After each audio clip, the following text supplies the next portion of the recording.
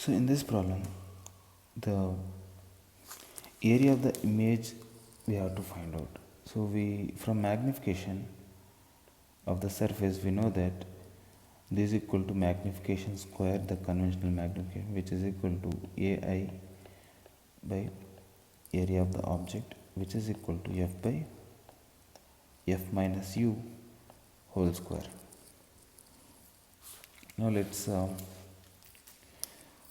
so since the square frame has a side of 3 centimeters, the area of the object is going to be 9 centimeters square, and we substitute all the values into this equation. That gives us this is equal to 9 into the focal length square basically becomes 100 divided by 10 minus 25 whole square.